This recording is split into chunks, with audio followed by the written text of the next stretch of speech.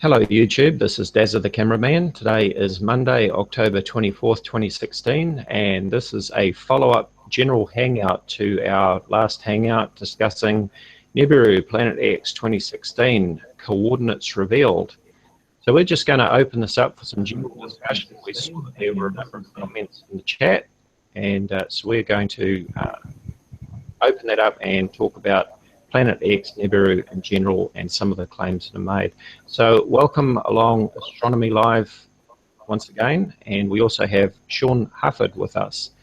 And Sean will be helping us to moderate the technical side and also will contribute to the discussion. So welcome along, Sean. Hello again. Thank you for joining us. Okay, so Astronomy Live, would you just like to recap on our last hangout and what your findings were, please? Sure. So video was posted earlier today by Nibiru Planet X channel 2016 claiming to show Nibiru in Google Sky from images that were taken by the SLU observatory back in 2011. And so I know it doesn't share properly, but these images, when you pop this window up, it actually shows the dates the pictures were taken. This is a picture from SLU overlaid on top of Google Sky. You can see there's a bright object there not visible in the background images of Google Sky. Well, it turns out if you look at the coordinates for where this really is on Google Sky, this turns out to be Saturn. And it's important to look at the real coordinates, which are shown down here in the bottom right corner of Google Sky. The marker showing the coordinates here are off due to a bug with the SLU connection to Google Sky. It's off by about 12 hours. In fact, exactly 12 hours right ascension. So it's important to look at where it actually is in relation to the stars. It's in the constellation Virgo, which is at 13 hours right ascension. And sure enough, it matches the position of Saturn in February 2011 when the picture was taken. So we covered that in the last hangout, and I covered it in a video uploaded to my channel. So just a few seconds of research with any given planetarium program would have quickly revealed to Nibiru channel what this really was. But instead, he hopped on YouTube and immediately posted a video that was completely and factually wrong, claiming that this is an unknown object, a mysterious object with moons, when in fact it's a known object with moons, Saturn.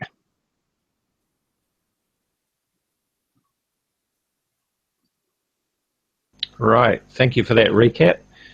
So once again, another so-called Nibiru Planet X object has been debunked and positively identified. And in this case, as Astronomy Live has just confirmed, it is the planet Saturn. So this follows on from a long series of failed claims from Nibiru Planet X 2016, supposedly showing Nibiru. And just to recap, of course, the video that started this all was his video supposedly showing planet Enoch, as he called it, crossing over in front of the sun, which was subsequently identified, positively identified as being the moon, as seen from stereo behind in 2007. And then he uploaded a video from Scotland, which was a webcam, supposedly showing Nibiru racing across the sky, which was positively identified as being a lens flare, and that video was subsequently removed. And then he uploaded a video supposedly showing Nibiru as seen from the skies of Phoenix, Arizona. And even the location was wrong because it was Tucson, Arizona, and it was a sunlit cloud at sunset. And that video has since been removed. And now with his latest, greatest revelations of the coordinates for Nibiru in 2011, we find it is Saturn. So another one bites the dust. Go ahead. I'm sorry, you cut off there at the end. Were you referring to me or to Sean? Oh, either of you guys, just jump in there and let's hear what you've got to say. Well, I'm just kind of watching the chat. Pete is back into chat, still wanting to ask his questions. I don't know if he wants to actually get into the hangout or not. I thought you were in contact with him.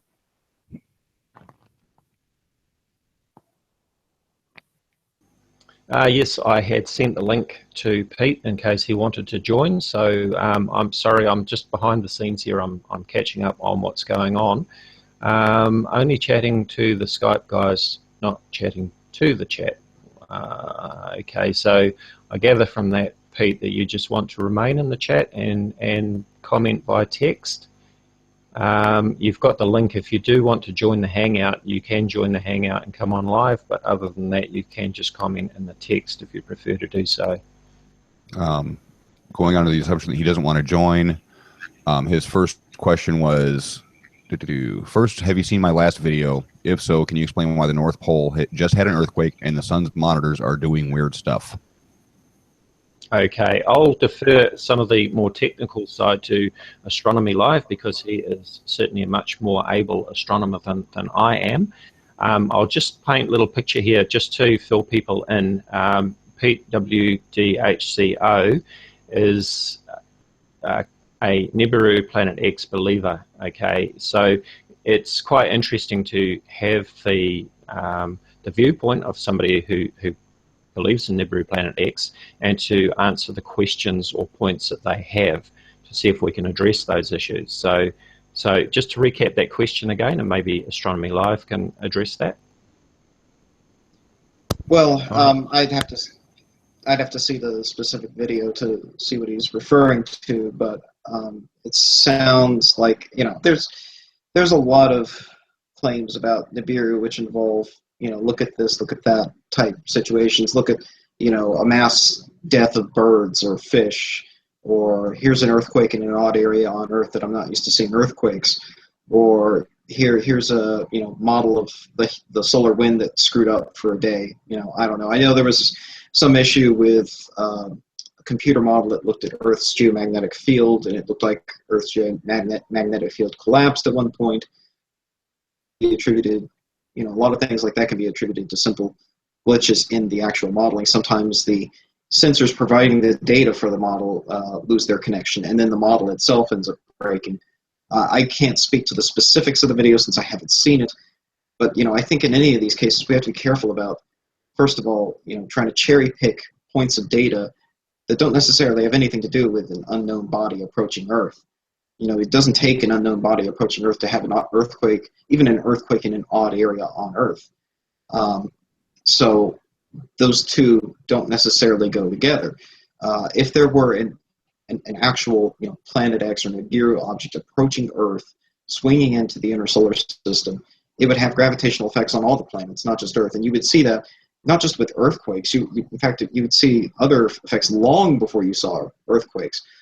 You would see perturbations in the orbits of the outer planets. You would see Neptune, Uranus. They wouldn't match up with the ephemeris of where they're predicted to be due to those perturbations. We haven't seen that. So for you to make a credible claim about an object near Earth causing earthquakes, you first have to show that there is a plausible reason to believe that could be a working mechanism to explain the earthquake in the first place, instead of, you know, issues with the Earth's mantle, plate tectonics. You know, before jumping to the conclusion that it's Nibiru affecting Earth, you have to show that Nibiru is a plausible mechanism to cause whatever it is that you're looking at, whether it's, you know, modeling of the solar wind or earthquakes or any of these sort of secondary factors. Right, and to go back to some of the points like about the poles that was referenced in the first question, this is a claim that we often hear, is that people say that the Earth's poles have shifted, and unfortunately people often confuse between magnetic pole shift, which is completely normal and has always happened, and shifting of the axis of rotation, the Earth's axis rotation, which has not shifted. There are charts out there that show what appears to be a shifting in the Earth's axis of rotation, but the amount of shifting that we're talking about is actually measured in milli-arc seconds. Now, just to explain that, 1 degree is broken down into 60 arc minutes. So 1/60th of 1 degree is 1 arc minute. If you take that 1 arc minute and break that down by a further 60, that gives you arc seconds. Now, when we talk about milli-arc seconds, we're talking about 1,000th of 1/3600th of 1 degree. So although it might look like a spectacular shift on a chart, when you realize the actual terribly small unit that we're actually measuring in, there is no change in the Earth's axis of rotation. It is still at approximately 23.4 degrees. Polaris is still our pole star, which is about 2/3 of 1 degree from the north celestial equator, and everything is normal. And if it wasn't, if the Earth had been thrown off its axis by a brown dwarf or rogue planet nearby, then all of the objects in the sky, all of the planets, the stars, everything that we look at from the point of view of astronomers would be in the wrong position as far as their right ascension and declination coordinates go. Would you agree with that, Astronomy Live? Yeah, absolutely. And just to reiterate the point, since he was complaining that we're not answering his question about an earthquake on the North Pole, that, like I said, it doesn't require Nibiru for there to be earthquakes, even in odd locations on Earth. And if that were the cause, if it were some massive object that was somehow torquing Earth's crust and causing earthquakes in strange locations, there would have to be massive effects on the orbits of the planets before you got to that point. So where are they? Where are the perturbed orbits that are completely out of whack with VSOP 83 or VSOP 87 and all these other algorithms for calculating the positions of the planets? I'm not seeing it, and neither are other amateur astronomers. So it doesn't require Nibiru to explain that. I don't have to know precisely what it is to know Nibiru is not the cause. We can rule that out as a cause, right? And then we can look at other factors and see what might be causing it. But to claim that it's some massive planet that's in the solar system that's causing Earth to experience earthquakes and all this other stuff, you have to show that that's a plausible mechanism. You have to show that the orbits are being perturbed by some unseen force that is potentially causing these kinds of events. Well, he just made a topic that's on, or made a comment that's on topic with what you're saying. He says the orbits will look the same because the whole system is out. The problem with that is the background stars also being tilted by Nibiru. All of them. I haven't seen the background stars also being tilted, but okay, so he claims the whole system is out, but that's not how it would actually work. Let me show you guys how it would actually work. So can you guys see the screen I'm sharing? Yes, I can. Okay, so this is a video I rendered calculating the effect of gravity of a hypothetical Nibiru on the solar system. So this is a minimum mass brown dwarf that sweeps through the inner solar system every 3,600 years, and let me show you what it does to the orbits of the planets in very swift fashion.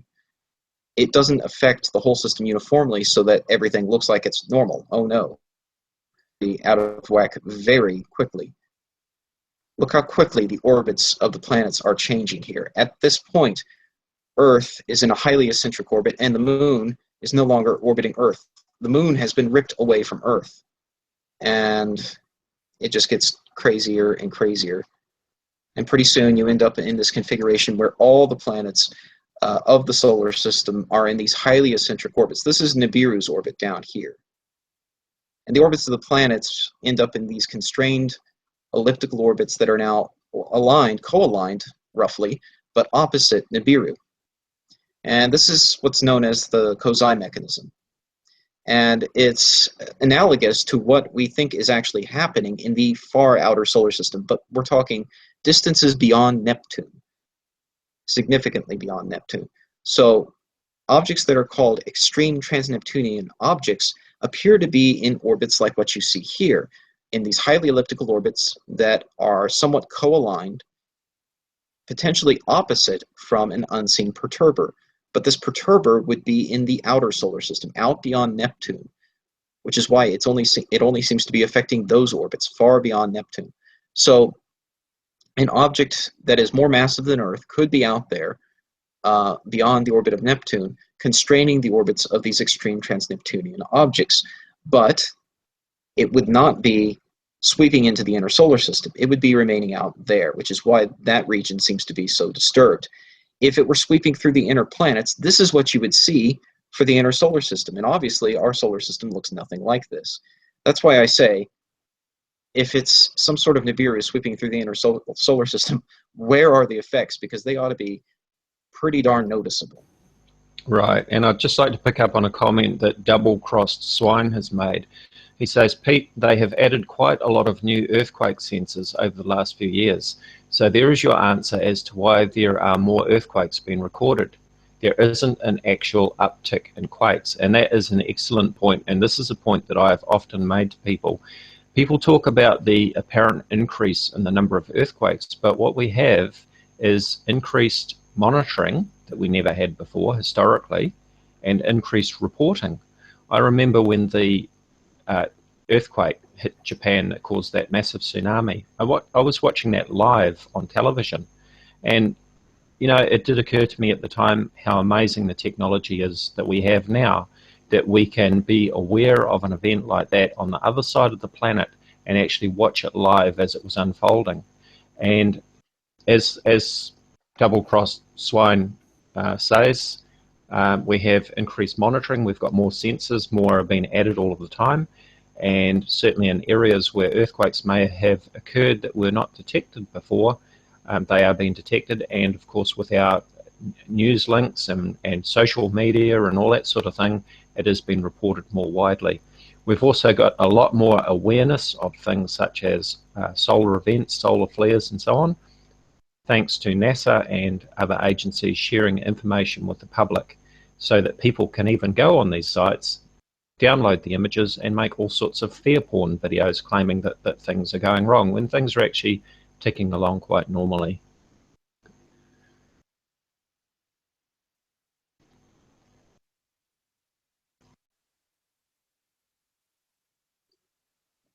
So someone posted the comment that they'd love to see us do this with Scott and Olson, and I agree. I wish they would come on. You know, initially, Nibiru Channel did come on, and we had civil discussions, but you saw what it turned into. It's unfortunate, but he's now gone to doxing and vicious personal attacks, and not addressing the evidence that we're actually posting.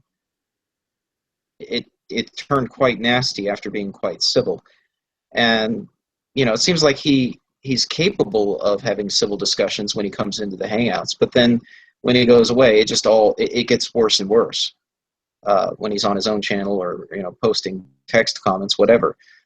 So it's unfortunate that it's turned to that. We're happy to have civil discussions with anyone, but they have to be willing to come on here and have civil discussions, and you know, not turn into a flame war when they leave. But that doesn't seem to be the case. We have yet to find that that sort of honesty, I guess you'd say.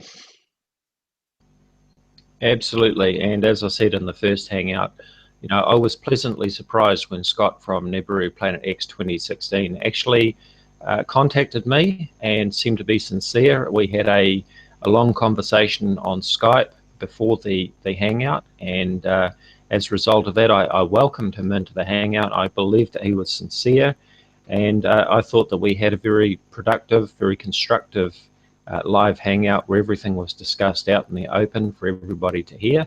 And then, of course, I was very disappointed when he exploded on my Facebook private message feed, accusing you and I of all sorts of things and telling lies and all the rest of it, which we've already heard about.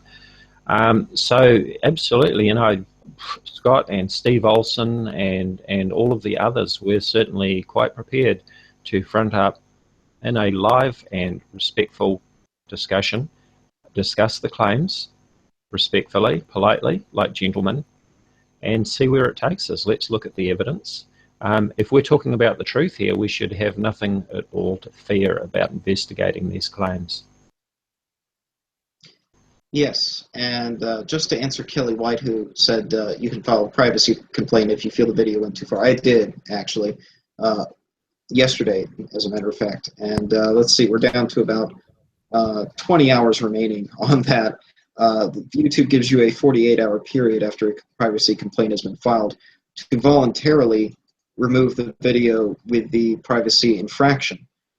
And he now has 20 hours remaining in that grace period to remove his video before YouTube will review it and take it down, because he did clearly violate YouTube's rules on privacy.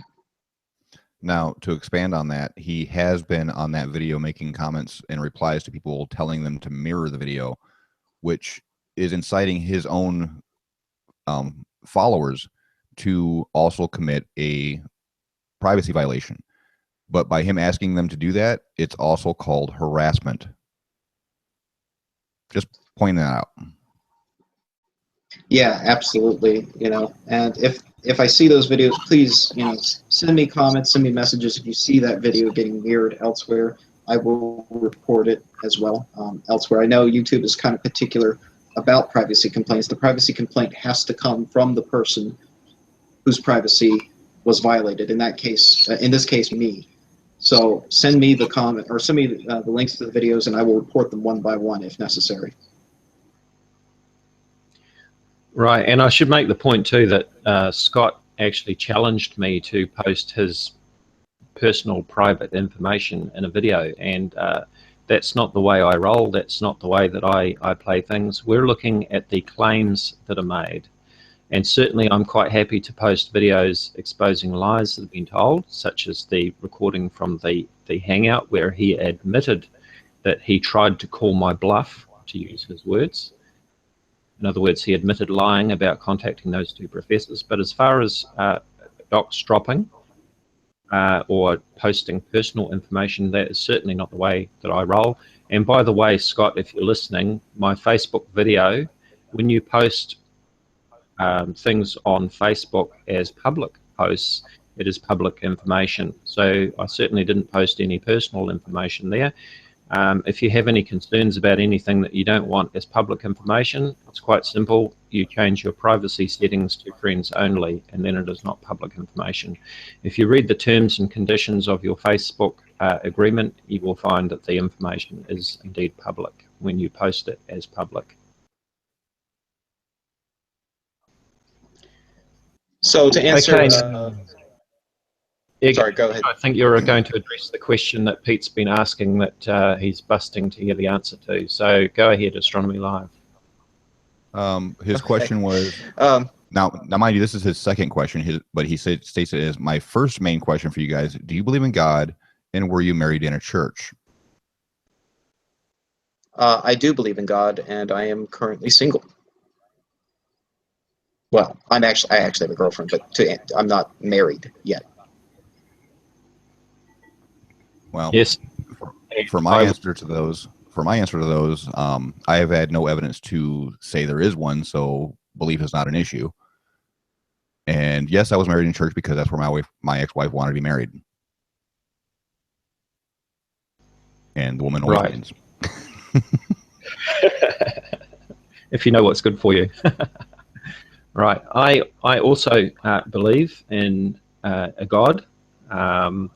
I've had to review my beliefs considerably over the years. I used to very much be a very traditional sort of creationist believer, but the more I investigated the evidence of a young Earth and all the rest of it, I realized that I had to adjust my beliefs, because the overwhelming evidence certainly does not support a 6,000-year-old Earth and a young solar system. And it's interesting that there are a number of scientists, astronomers, astrophysicists, and so on, who are believers in a God and a designer, and there are different viewpoints on how that fits together. And one of those viewpoints is what's called theistic evolution. So in other words, you've got a designer, an intelligent creator who is guiding that process of evolution.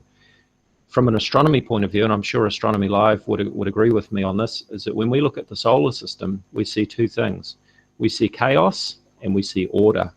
And, you know, when I was looking at that orbit diagram that Astronomy Live produced showing the effect that Nibiru would have on our solar system, it certainly occurred to me about how everything is so perfect with our orbits and the way that the planets are perfectly timed. You can go ahead years at a time and predict transits and eclipses and things like that.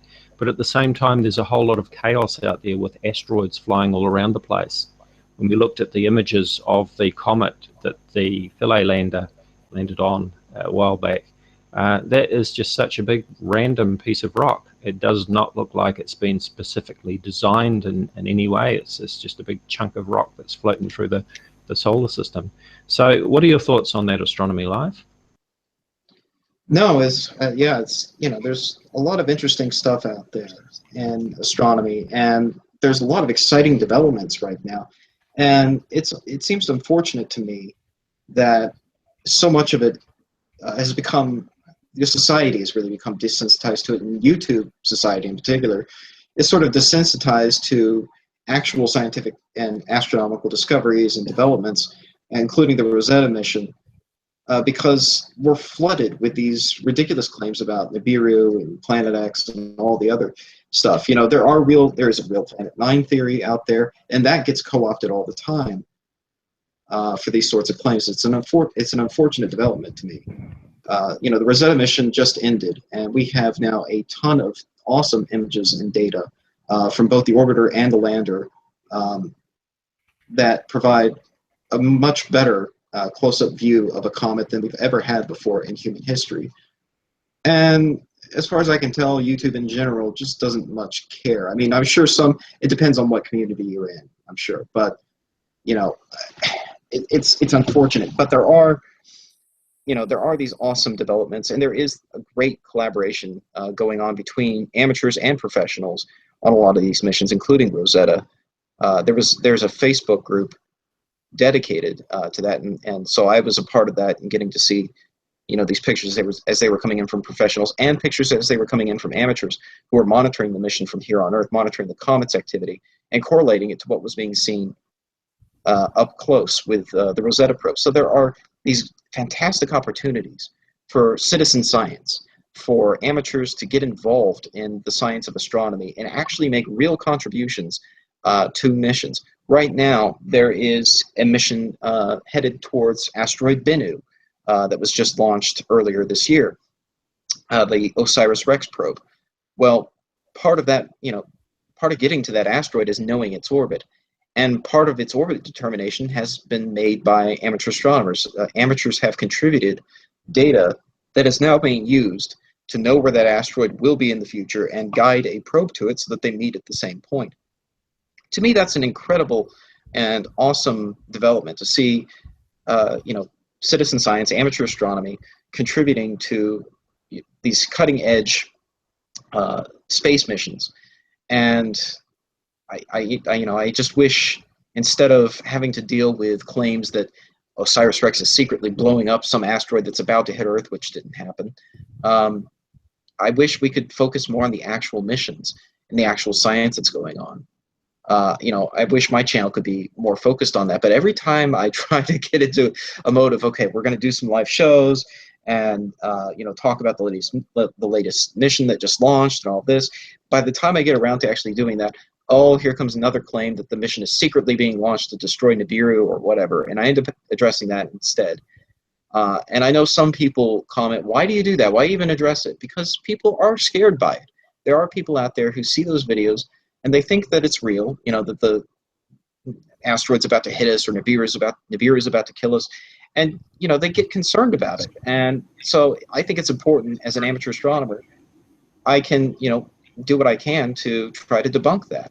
Because, you know, NASA's not going to waste, for the most part, NASA's not going to waste their time debunking that. NASA will do an awesome job, you know, sending a probe to some asteroid and landing on, or you know, bumping into it and bringing a sample back to Earth. That's going to be awesome.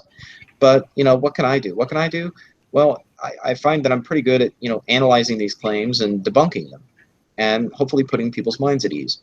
And I know that occupies a lot of my time, perhaps more than it should on my channel, but I think it's an important public service. So the way I see it,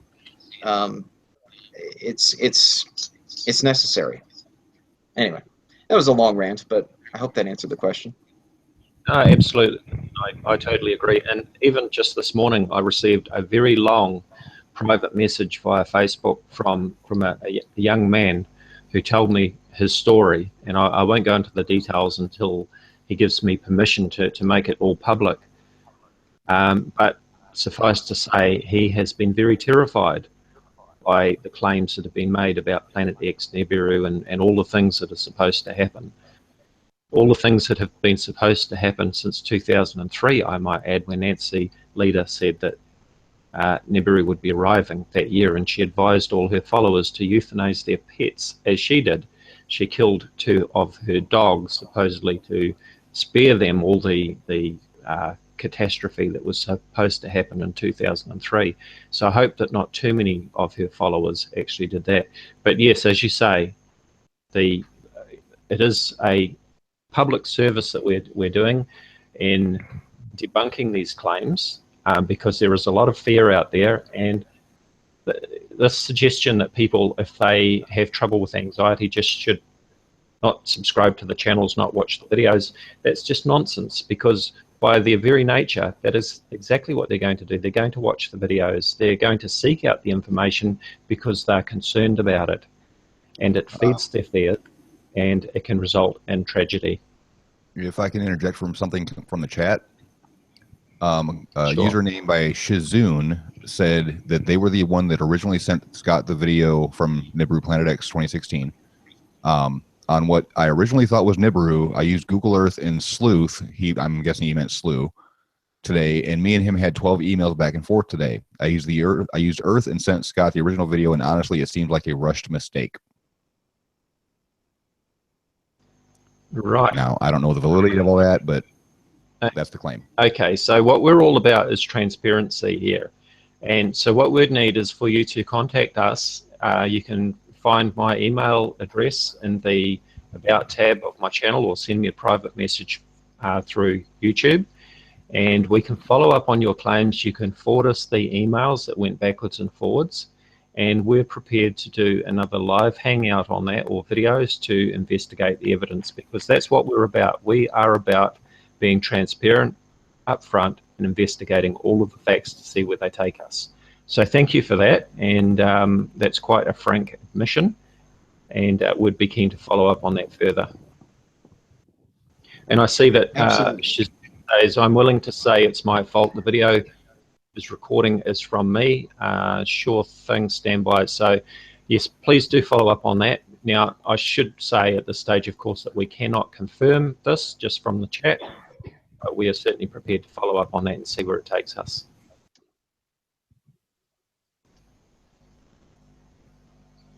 Okay, Mari, you've been sitting in the background for a while. Did you want to join in and make a comment? Yeah, I feel like I'm just creeping in, right now. I'm really sick. I came home and I just woke up this morning feeling like crap. Can't breathe. So what I have to say to, the guy who submitted the information to Scott, he's not the one that should feel bad. Scott, the Nibiru channel, should be able to, as a channel owner, take responsibility and vet his information and verify it. But what instead happens is the ego kicks in. He needs to be the first. He feels like he's the first to get this awesome information online, and without any thought or consideration of how that information will affect others emotionally, he just goes and vomits it up on his YouTube channel, and here we are discussing it, and I'm sure the video will go missing in another like 3 hours. Same thing with Steve Olson. Someone sends him something he doesn't understand, and all of a sudden it gets put up, and several hours later, we're discussing how he called it a binary solar system. He was calling it on his channel to over, I would think it's about 50,000 people now. And all it was microscopic images of some, tests that they were doing on the ISS. These channels have to take responsibility and try a little harder when it comes to researching their data before they go out and just throw it up there, because it just makes a fool of themselves. I have a video of the plasma, the planetary plasma, you know, just something as simple as, you know, clicking forward and backward a couple hours on a webcam, you know, capture, or even like comparing year by year on a webcam capture to see if it's a, you know, holiday celebration, fireworks. But no, they're like plasmatary plasma beams, you know, it's all sensational. And, you know, I keep my channel going for people to question their intent. You know, what's their intent? They know exactly what they're doing. You know,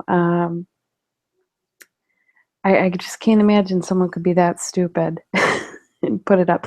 Their main goal is to get sensational content out there as quickly as possible for their view counts, for their monetization dollars, and to have a reason to beg for donations.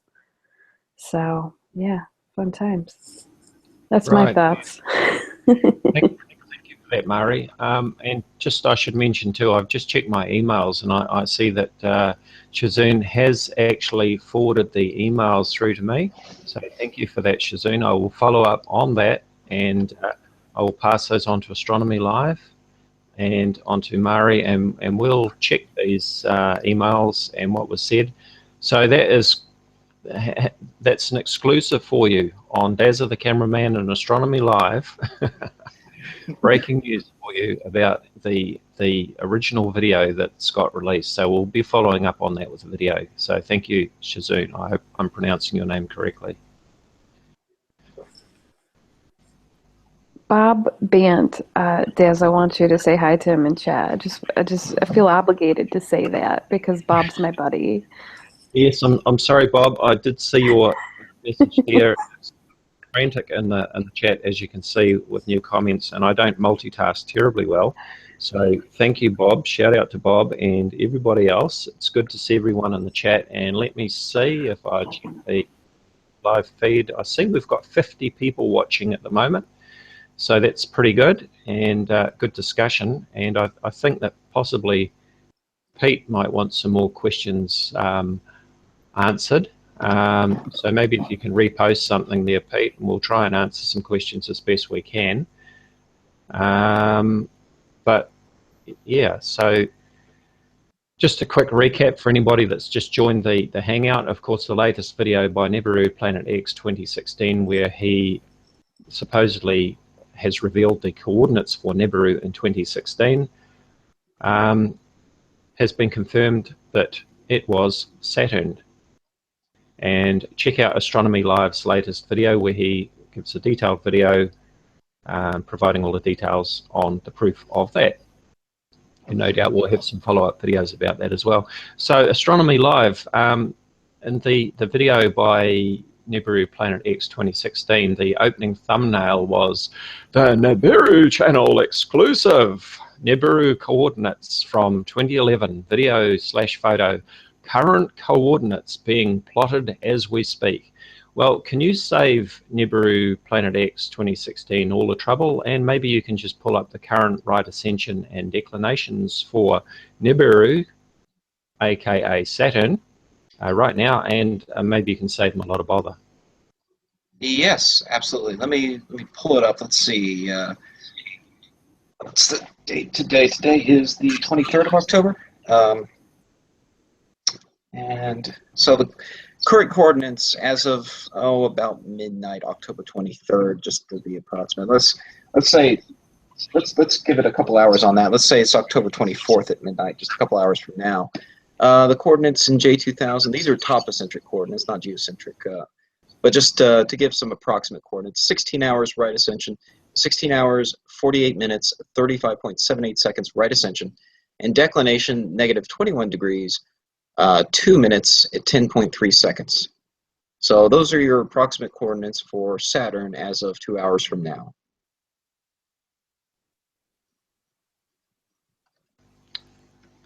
Right, and just to recap too, that the earlier images in Google Sky and other similar astronomy programs are not live images. They cannot be used as a telescope. And just can you give us an outline of how long ago those images were taken that are used in Google Sky? Sure. So the images that were shown in the video in question, let me just pull up Google Earth here. This is actually more recent than just about any other image you're going to see in Google Sky. And even this image, this big, green, shiny thing, this is 5 years old. If I click on it here, you can't see the box, I guess, but this was taken February 28th. You can see that in my video on my channel. You'll be able to see the date, February 28th, 2011. And if I zoom out even more, or if I just turn off this image and look at the background. So the background image comes from the digitized sky survey, which you can see there is copyright 2007. Now that's the copyright date. Probably, I'm guessing, for the mosaic that was created out of the digitized sky survey, or perhaps the digitized sky survey itself.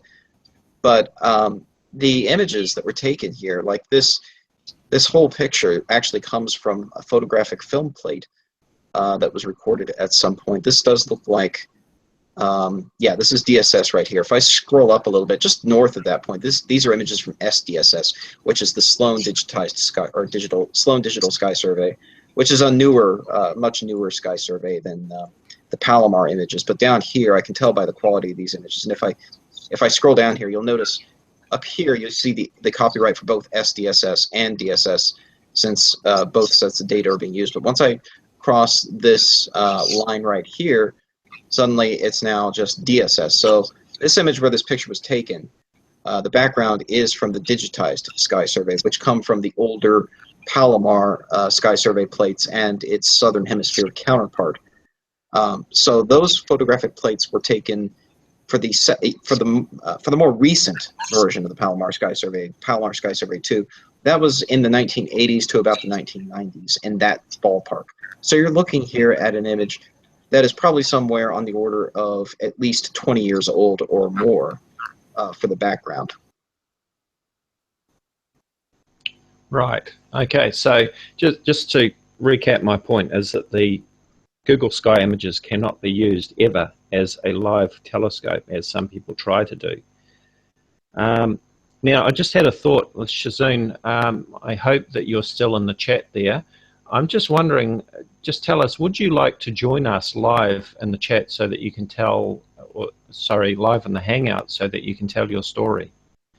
If you can get back to us in the chat, I know there's a bit of a delay, and maybe I can send you the Hangout link so that you can join us. Yes, you're in the chat, Shazoon. Yeah. Would you like to join the Hangout? He just said yes. Yep. Okay. Well, I'm sending you the link to join the Hangout via the email that you sent me. I'll send that on reply to you, and we'll get you in the Hangout. Go ahead, guys. I don't have a whole lot to say. I'm working on my project of, it's like a compilation of all the nasty Scott comments. That's what I'm working on right now. While I listen to everything. Right. Well, I guess that might take a while because I know that there's been a few of them. Yeah. Oh, it's been pretty bad. Did Astronomy Live show you the meme that he's telling people to share in Photoshop? Sorry, the what was it? He's like, he has a picture of Astronomy Live and he's telling people to Photoshop it. Is that the one where Astronomy Live is with his telescope? Yeah. Yeah, he sent that to me too via Skype. I've had some interesting comments come back from Scott from Nibiru Planet X 2016 via Skype in the last few days. He certainly has a way with words, doesn't he? He's and by interesting, you mean NC-17 interesting. Well, you know, the prior Hangout that I was saying, how he was like, come back to my side. You shouldn't have left my side. I was like, I was never on your side. Just like, come on. But I'm putting a compilation together so everyone can now see him for what he's worth. I look forward to seeing that, Mari. from WTF Sky, and we have Shazoon joining the Hangout. Welcome, Shazoon. Am I pronouncing your name correctly, please? My real name is Clayton, but people just call me Shazoon for the hell of it. Right, so welcome along, and so you've got something to share with us about the video, so go ahead. I have been following along both you and Scott for, I want to say, the last... Hold on a second, please.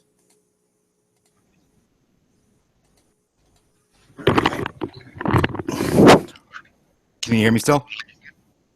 Yes, we can. Go ahead. All right. So I've been following Scott and you both along for, I want to say, the last 5 days, and I've been doing a lot of research into the Nibiru, or whatever you want to pronounce it as. And for the most of today, me and him have been sending emails back and forth, and what I originally thought was the planet, which I found out now is Saturn, just a very horrific film of it. But originally, I was also in the panic, I guess you want to say, of the whole end of the world thing, but I was trying to do it out of goodwill, if you want.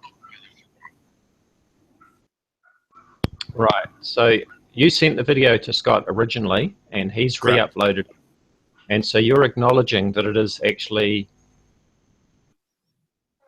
Go ahead. Yes, I am acknowledging it. It was me that sent it. I have forwarded the emails to you as well. Right, and can you just confirm to us what you now believe the object is in the video? I do believe it was Saturn, as I have seen. I went in and have confirmed that it most likely was Saturn. Right, okay, and I really appreciate you coming on and fronting up. That takes a lot of guts to do that. You know, anybody can make a mistake, but it's great that you've actually fronted up and acknowledged that, and I really appreciate that, so thank you. No worries. So, do you have any other thoughts about Nibiru Planet X that you might like to discuss while you're here? Maybe we can answer some questions for you. I was originally in the panic state about the whole thing when I saw Scott's videos and looked at myself, but you know, I'm just actually more here and happy to actually see people talking about it, to be fair, and discussing it anyways in a civil matter. Absolutely, and that's what we'd like to see as well, and that's why we invited Scott in the first place into a live hangout, so that we could discuss things openly, honestly, respectfully, with transparency for everyone to see. So, of course, as I've said, I was quite disappointed with the events that transpired after that. But anyway, we move forward and we do the best we can. All right, that's definitely a good mindset to have. Yeah. Okay. I apologize if I'm bad with words. I was never good with talking to others. No, you're doing fine, thank you, and I appreciate you coming on. And just while you're here, since we're talking about Nibiru Planet X, is it really out there? Well, I was going to talk before about Planet 9. Now, of course, we had these two researchers, and I can't remember their names properly. I think it was Brown and Battigan, if I remember correctly. Maybe you can correct me, Astronomy Live, who released their research about a hypothetical object that has been dubbed Planet 9. And this was based on their orbital calculations, or their calculations based on what they see as perturbations of objects further out in the solar system, way beyond Neptune. And Astronomy Live may have to correct me if I'm getting any of this wrong. But they released their research, and they believe that there may be a large object out there dubbed Planet 9. And the point is that even these two researchers have never seen their hypothetical Planet 9. Nobody has seen it. Nobody has imaged it. If it exists, they don't even know exactly where it is, but they have said that based on their calculations, its closest approach to the Earth and Sun would be 200 AU. Now, 1 AU is the average distance between the Sun and the Earth. So 1 AU, I should say, is also 150 million kilometers, or 93 million miles.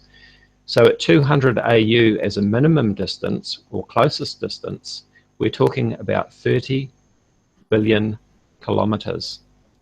And to add to that, they've said of their Planet 9 that they calculate that its orbital period would be somewhere between 10,000 and 20,000 years. So they can't even give an exact orbital period because it's still very much hypothetical. And the only way that they could refine their calculations, their trajectory data, orbital data, would be for this object to be located and imaged. And then from those observations, the trajectory data can be accurately calculated, providing its orbital period. Astronomy Live, maybe you'd like to comment further on that side of the technical side of things? I think you got everything right there. To put this in some perspective for the viewers, because I mean the numbers just get stupid large when you start talking about how far away 200 AU is in kilometers or miles or any other unit of measurement you're used to thinking about. So to put this on a perspective that can start to help you visualize it, as Dazza mentioned, it would be at its closest around 200 AU away. The distance between the Sun and Neptune, the furthest major planet in the solar system that we currently know about, is about 30 astronomical units. So you're looking at many times an object that is many times further than Neptune when it's at its closest to the Sun, and it spends most of its time much farther from the Sun at even greater distances. So it would be very, very far away. It would not be an immediate threat to Earth. Even if it were at its closest point to the Sun, it would not pose a danger to us here on Earth. Right, so we can rule out Planet 9 as being Nibiru, Planet X. So let's just say that there was a brown dwarf or large planet somewhere within our solar system, within the orbit of Neptune. Now, would you agree that that object would be clearly visible to all astronomers on the planet? In fact, if it was even closer in, within the orbit of Saturn and Jupiter, it would be clearly visible to the naked eye, for the reason being that we can see Mercury, Venus, Mars, Jupiter, and Saturn with our naked eyes. We don't need to use telescopes to look at those planets because they are large, they're bright, they're close, and we do not need infrared to see them. And if there was a brown dwarf or large rogue planet passing through our solar system, we would see it very clearly for the same reason, that it would be reflecting visible light. There is this myth floating around the Nibiru community that brown dwarfs can only be imaged in infrared. And then in the next breath, of course, they say, but have a look at this video on YouTube showing Nibiru Planet X next to the Sun, or Nibiru Planet X in Leo, or whatever, taken with a crappy phone camera or with some webcam somewhere. And then when we say, well, we astronomers can't see it, and then they turn around and say, well, you can only see it in infrared. And of course, even amateur astronomers can image in infrared. Astronomy Live has an infrared camera. We use a type of infrared camera at the observatory that I'm with. But the only reason that brown dwarfs are imaged in infrared, there is a very good reason. The nearest brown dwarf is so incredibly far away from the Earth and our Sun that it does not reflect enough visible light to be seen in visible light. Therefore, we must use infrared. The nearest brown dwarf to the Sun and the Earth is 6.5 light years away, which is approximately 2 light years further away than the nearest star to our Sun. Astronomy Live? Yeah, absolutely right. And so to back up what you were saying, you can have some fun with the numbers. I've got a little Excel spreadsheet here that has some formulas that I put into it to do some simple calculations on sizes and distances and magnitudes. So brown dwarf stars tend to have roughly the same, even though they can have, and they do all have many times Jupiter's mass, their diameters are not significantly larger than Jupiter. They don't scale linearly with mass, because with more mass, you have more gravitational contraction, and the whole planet just kind of gets more compressed. And that's why at a certain point they start fusing deuterium at about 13 times Jupiter's mass, which is sort of a minimum cutoff for the mass of a brown dwarf, according to some scientists. Depends on how you view it. We can get into that whole discussion, but that's a discussion for another time. Whether you count a brown dwarf as based on its formation or based on its mass. But basically, they start fusing deuterium around 13 times Jupiter's mass, but they don't have much deuterium, so they run out very quickly, which is why they call them failed stars. They don't have enough mass to start fusing hydrogen, and that doesn't happen until 80 times Jupiter's mass, roughly. And so that's when you start to get into red dwarfs. So Nibiru is frequently claimed to be some sort of brown dwarf star, or in some tales, it's a planet orbiting a brown dwarf star, which has Anunnaki living on it, or whatever. But a brown dwarf, even a minimum mass brown dwarf, as I showed in my earlier video, it would absolutely wreck the solar system gravitationally. And you would not need a telescope to see it if it were in the inner solar system. It would still have, you know, about the same diameter as Jupiter, and it would reflect sunlight similar, in a fashion similar to one of the gas giants. And so it would be a very bright, naked eye object in the sky. In fact, even if it only reflected 1%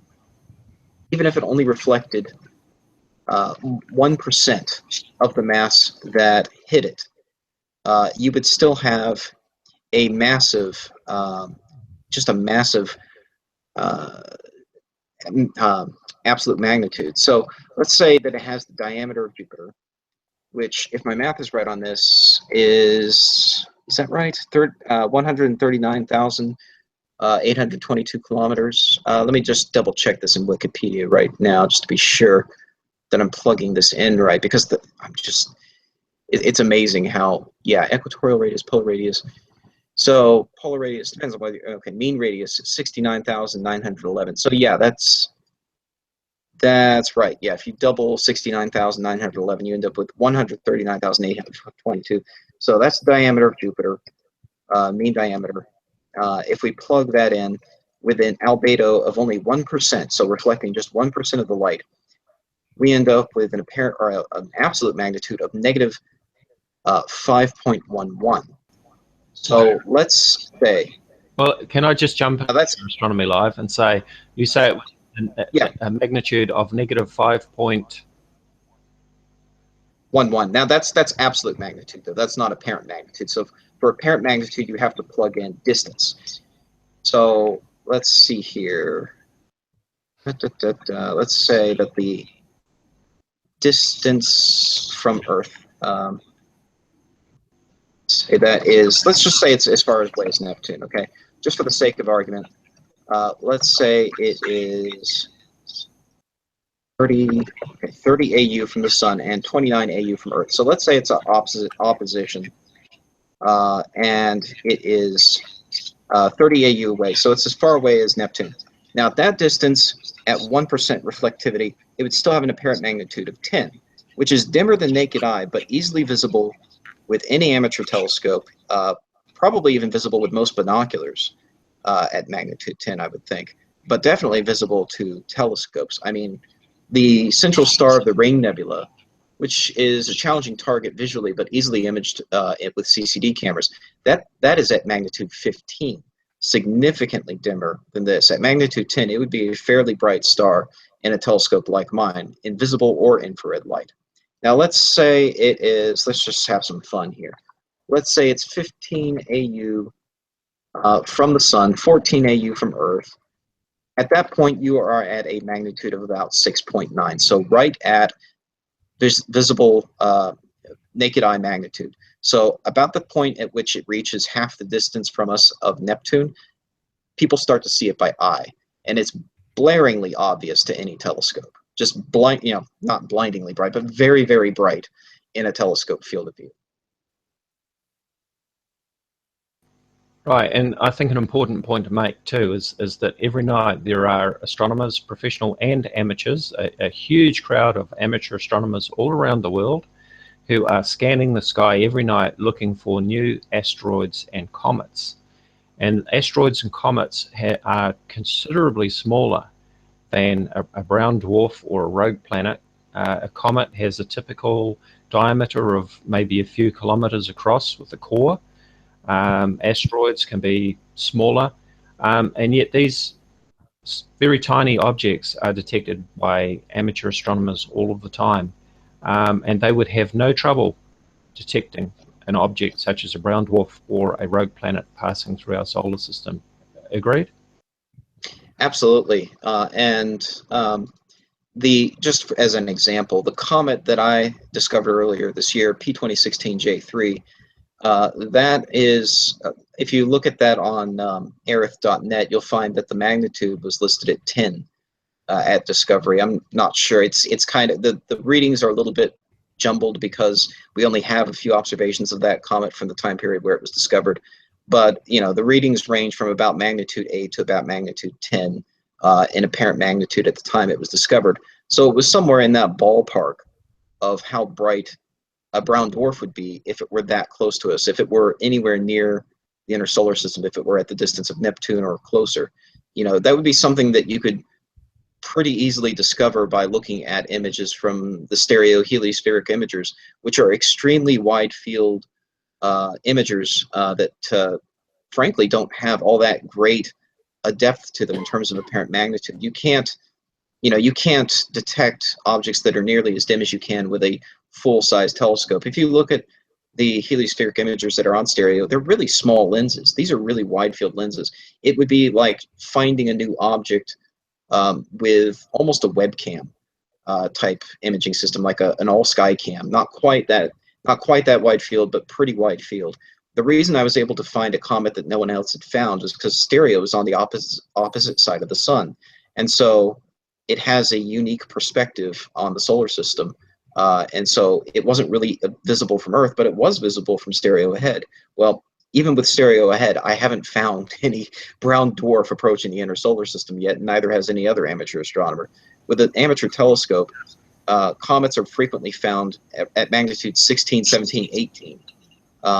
And asteroids are frequently, near-Earth asteroids are frequently discovered by professional surveys and immediately followed up on by amateur astronomers at very dim magnitudes, 18, 19, you know, these really, really dim magnitudes that are far, far below anything the human eye can see.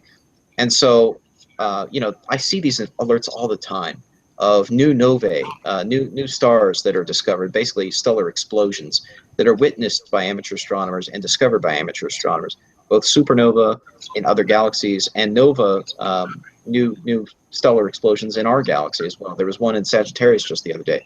It was like, I think it was around magnitude 10, somewhere in that ballpark. And that was considered bright. That was considered bright. It was like, oh, wow, we have a magnitude 10 nova. That's bright. That's easy to observe. If I can interject, somebody named Ed Fealty in the chat says that his physicists are placing Nibiru at 60 AU away. I asked him for coordinates twice. He has yet to answer. Oh, this is like the Ed Felty that has been outed as Steve Olson's sock puppet. Yeah. Hi, Ed. Why don't you come on and chat with us? Yeah. Yeah. Come and tell us all about Nibiru. We'll put some questions to you, and you can answer our questions about Nibiru and how those facts stack up when they're scrutinized. So let us know. Send us an email address or contact me through my email address on the About tab of my YouTube channel, and we'll get you on the show and we can talk about your Nibiru Planet X and exactly where it is. And by the way, Steve Olson, if you're out there, the invite is still there, the clock is still ticking, and I look forward to you coming on the show and fronting up to everyone and answering questions about Nibiru Planet X. He's not going to come on, dude. I mean, he can't even like retract a video that's been proven not to be a plasma beam. I mean, the frames show fireworks like on a yearly basis, and he won't even tell his subscribers that he was wrong. He like just carries on and plays with it. Like he goes with the topic. He knows he's wrong because he watches me like a hawk because he's frightened of me. Absolutely, and these guys are all about the views. Now, we often come under criticism because, for example, I debunk other YouTubers' videos, and I'm accused of going after the big guys to get views. Well, in response to that, I can say, I know that my channel will never get the number of views that these other big fear-mongering channels get, because they are playing to people's fears and anxiety, and they are posting exciting, sensational videos that people find exciting to watch. It's a bit like going on a roller coaster or watching a horror movie. There's that whole thing with the adrenaline, being scared and all that sort of thing, and this attracts some people. But plain old debunking videos like mine, which are just plain old boring facts to most people, most people don't want to watch that. So I know that I will never get the number of views or subscribers on my channel that these other channels do. If my motivation was subscribers and views, I would probably be turning out Nibiru Planet X videos claiming that we're all going to die sometime next week. I'd be making squillions. Yep, fear for profit. That's my new slogan, fear for profit. Sensationalism sells. I think he sort of tried to half answer my where's the coordinates question by saying he's still working on those, but the rough guess was for CPA was 177 days back in September 15th, I think. Not sure how that correlates to coordinates, but if he knows the distance, which you were very adamant about him knowing the distance, he's got to know where it's at. Absolutely. That means coordinates. If you know what the distance is, if you know what the position is, you should be able to give the right ascension and declination coordinates, or even a rough estimate of that. And you know, for people who can't sort of think in terms of right ascension or declination coordinates, at the very least you could give us a very defined area in a constellation. But even this always fails because it doesn't exist. Yep. Absolutely. Somebody asked if I observe in infrared, and I do observe in infrared, and I'm trying to find right now, I'm trying to find a link to my picture of CW Leonis, because I took a picture of it in both infrared and visible light and compared the two, and you can clearly see the object when I shoot it in infrared, and it's basically invisible. And invisible when I record it in visible light. So the way astronomical cameras like mine work, they don't necessarily come with a built-in infrared blocking filter. If you have a consumer CCD camera, they generally have an infrared blocking filter built into them. Okay, I found a link to a tiny cropped version of the full picture, but this will show it. Say something here real quick.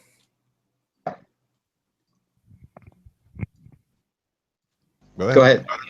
Go ahead. All right. On one of the second or the first to the last emails I sent to Scott was through infrared, but it's something that I just wanted to bring up because I wasn't able to explain it, and it's kind of one of the reasons why I sent it to him.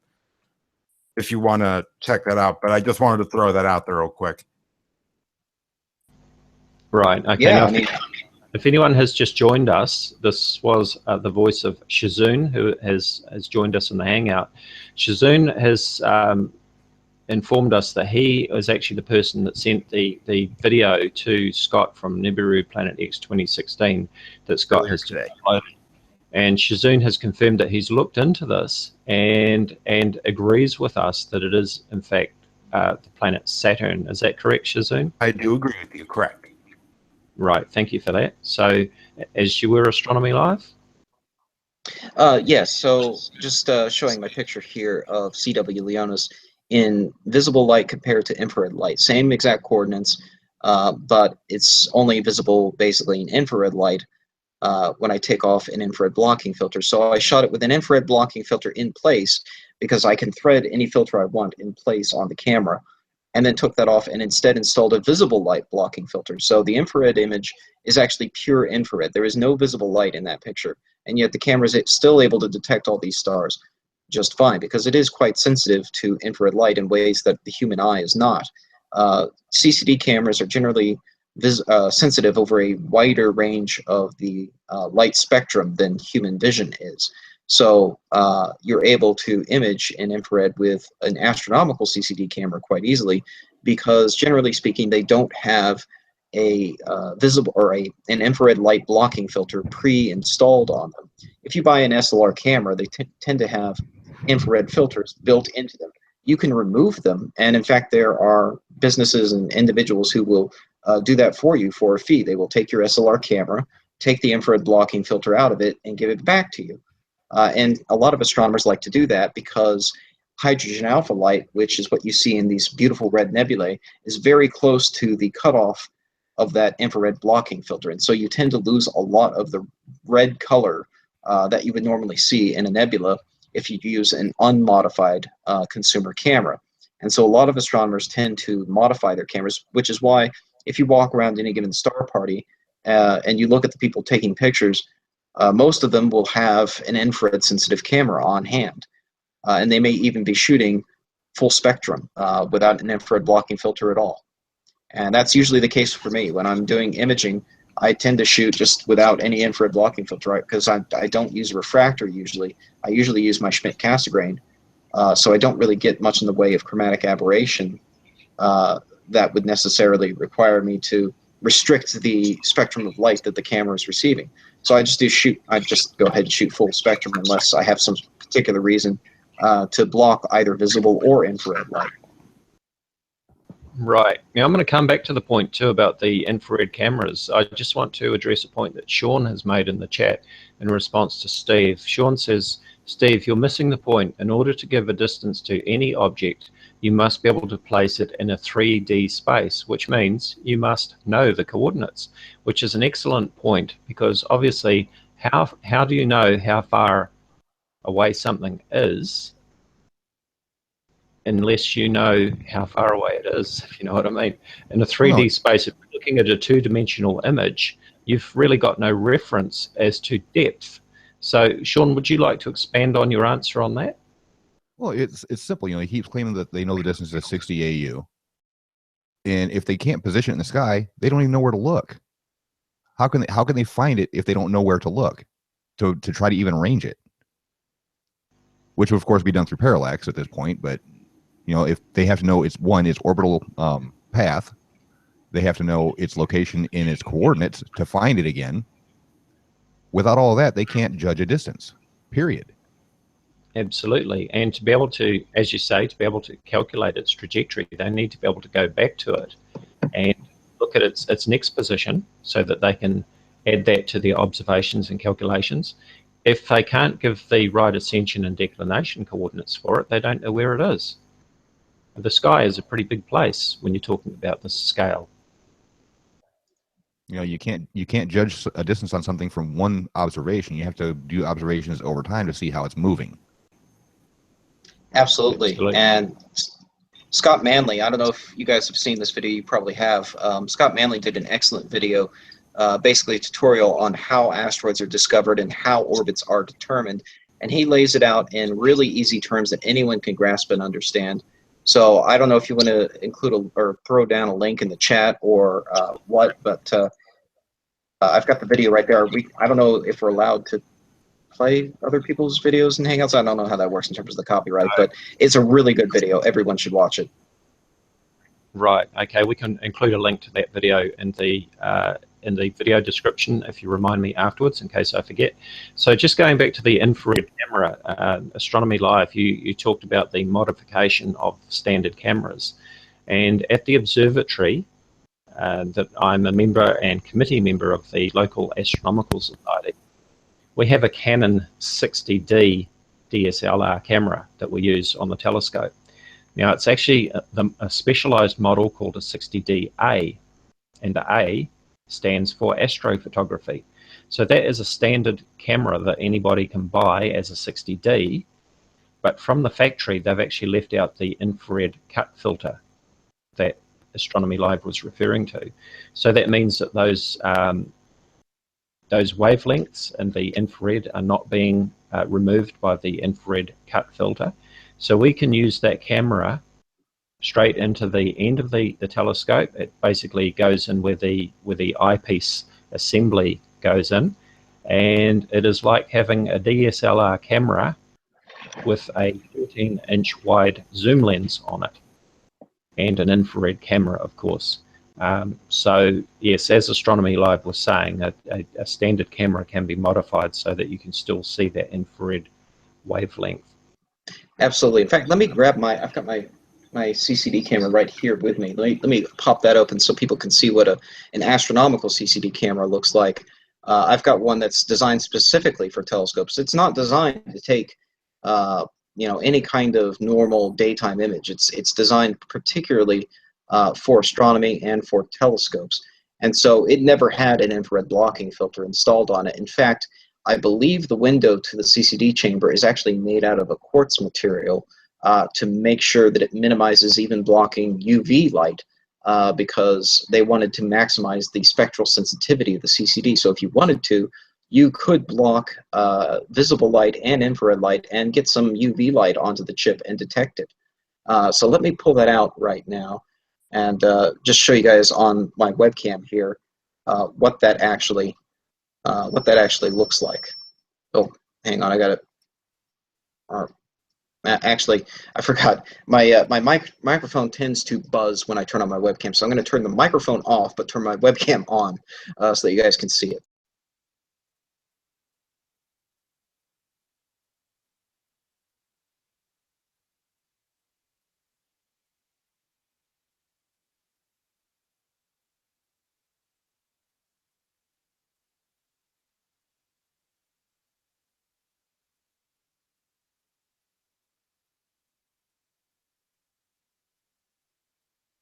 So I think the microphone will work okay here for a minute, as long as I don't run that crazy green screen camera mode.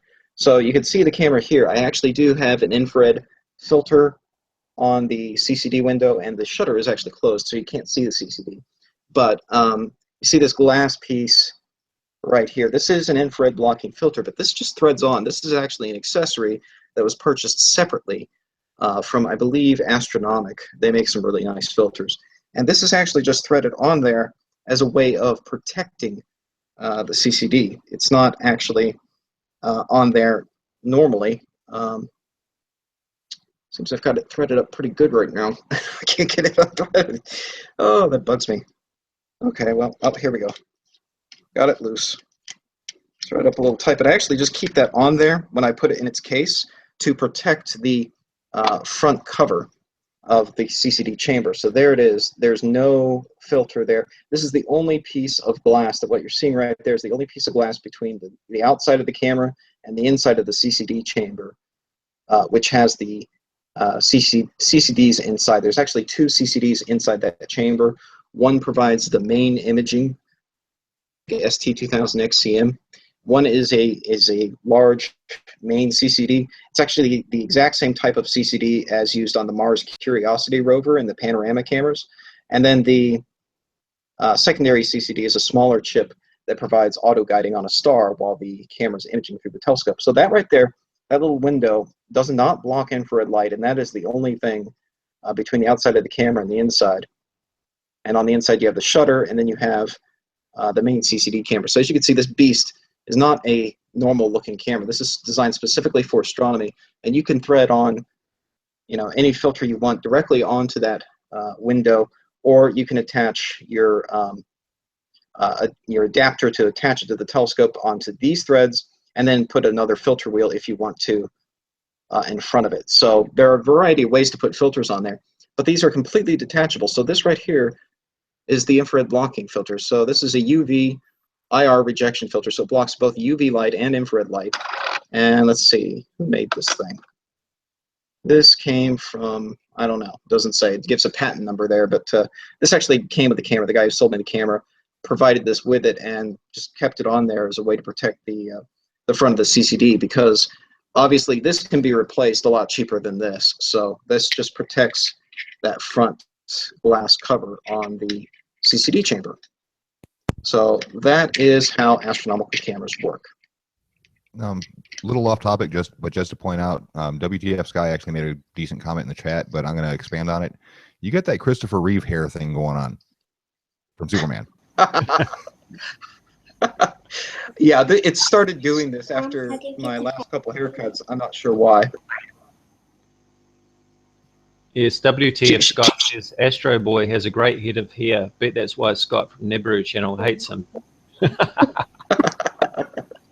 Now, just since you're on camera there, Astronomy Live, and I think this is what somebody was alluding to in the comments, that you don't look like the Professor Scott. Do you want to expand on that at this stage, or? Yeah, I guess I will. So I am not the Professor Scott up in Tampa, and he, I believe, is a professor of like film studies or something.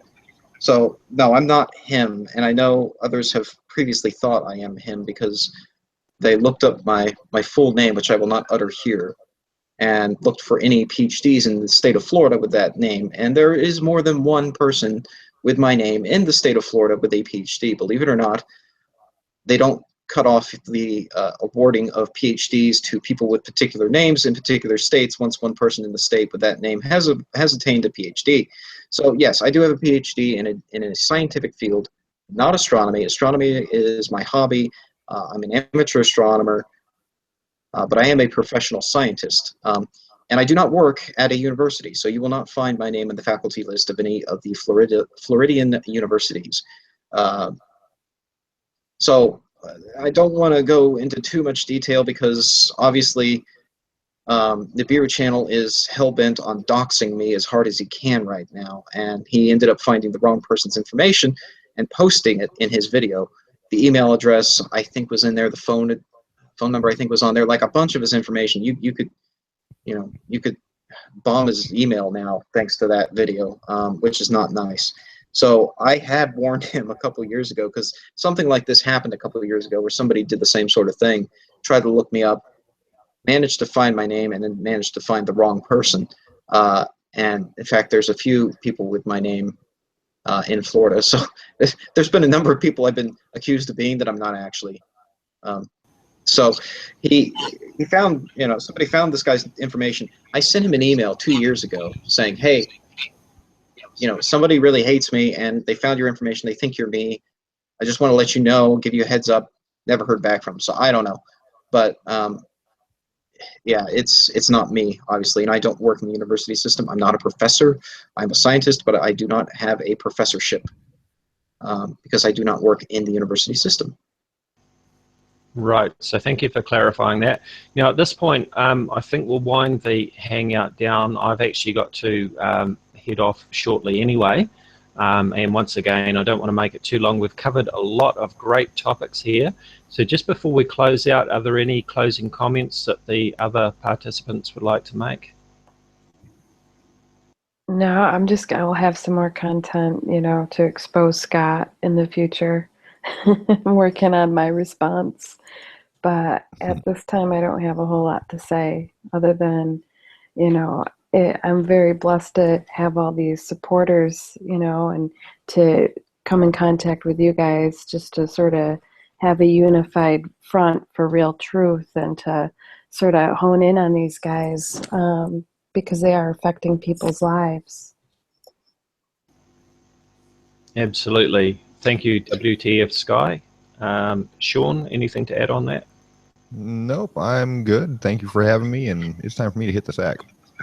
Okay, and finally, Shazoon too. Thank you for joining us. Thank you for actually fronting up and sharing that information with us, and we will be following up on that, and I will talk to you further about that information and about sharing that information. So thank you once again. Just in closing, this is confirming that the coordinates that were posted in the video by Nibiru Planet X 2016 and showing an object from 2011 is in fact the planet Saturn. Saturn, correct.